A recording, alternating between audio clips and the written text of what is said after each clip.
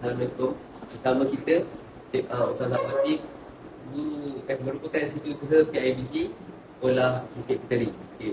Ini kita nak tanya sedikit sebanyak berkaitan program gotong royong madani yang telah diadakan. Okey, soalan pertama untuk Ustazah. Bolehkah Ustazah terangkan secara ringkas tentang program gotong royong madani yang telah dijalankan di sekolah ini? Assalamualaikum warahmatullahi wabarakatuh. Okey, gotong royong madani ini adalah satu inisiatif daripada program PPM yang diadakan untuk semua sekolah di satu Malaysia dengan peruntukan yang bagi oleh PPM juga. Objektif dia mungkin dapat meningkatkan kerjasama di antara budaya, cikgu dan murid serta ahli komuniti yang lain. Seterusnya dapat menciptakan kawasan sekolah dan dapat menjalinkan hubungan yang baik di antara dua halang. Bagaimana pelibatan keluarga dalam program gotong royong? Pelibatan keluarga, alhamdulillah, setakat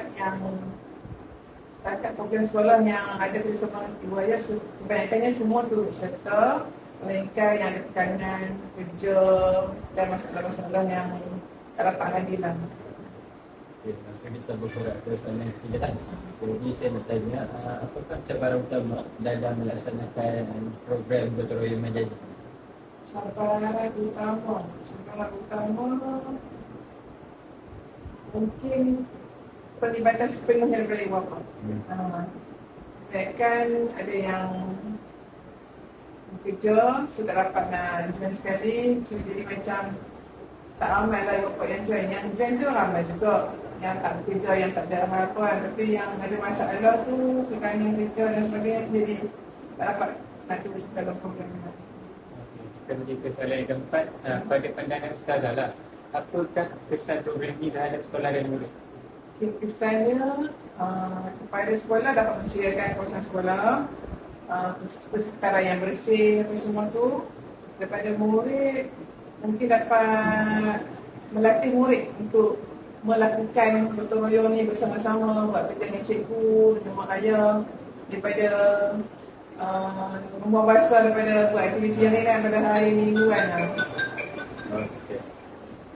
Jadi soalan terakhir, kami nak bertanya kepada Ustazah, pada pendapat Ustazah sendiri, apa cadangan penambahbaikan yang dapat ditingkatkan untuk meningkatkan pelaksanaan program ini?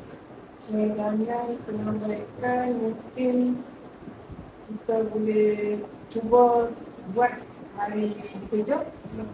Kan mungkin dengan cara tu mungkin boleh meramaikan lagi ke, boleh buat waktu persebelahan. Sebelum ni buat waktu hari cuti kan, satu kan.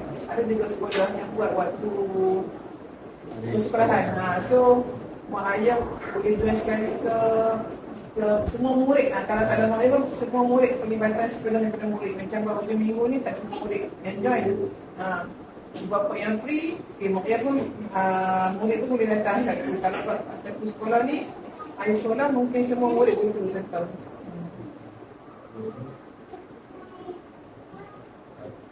Jadi itu saja daripada kami kepada Ustazah. Terima kasih atas perkongsian yang begitu menarik. Sekian, terima kasih. Daripada Kedera.